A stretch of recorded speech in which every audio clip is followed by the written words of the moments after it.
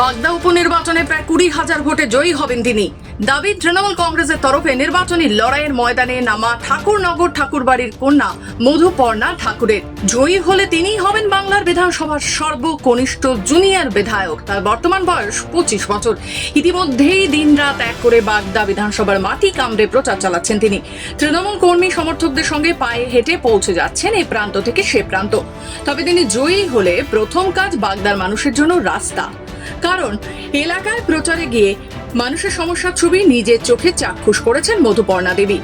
এই জায়গায় দাঁড়িয়ে মানুষের সেবার সুযোগ পেলে তার সর্বসম্মতভাবেই চেষ্টা করবেন বলেই জানান তিনি। রাস্তার পানীয় জল আলোকীকরণ ছাড়াও এলাকার মানুষদের দাবি মেনে উন্নয়নের প্রতিশ্রুতি দিয়েছেন তিনি। বাগদার মানুষ ও ঠাকুরবাড়ির এই সদস্যকে কাছে পেয়ে জানাচ্ছেন মনের কথা। তাই মধুপর্ণা এখন বাগদার যেন ঘরের মেয়ে হয়ে উঠেছে। 10 জুলাই এই বিধানসভা কেন্দ্রে উপনির্বাচন মানুষ কি রায় দেয় এখন সেদিকেই তাকিয়ে সকলে। দিদি পার্টি ভরসা করেছে, দিদি ভরসা করেছে কি আমরা মতুয়ারা যেটা পরিবার থেকে এসেছি, আমাদের উপরে দিদি ভরসা রেখেছে, আমার মার উপরে ভরসা রেখেছে, সেই হিসাবে এখানে আসা। কতটা সাড়া পাচ্ছ? সাড়া খুব ভালো, মানুষরা তো ভরে ভরে আশীর্বাদ দিচ্ছে কি তুই জয় হবি।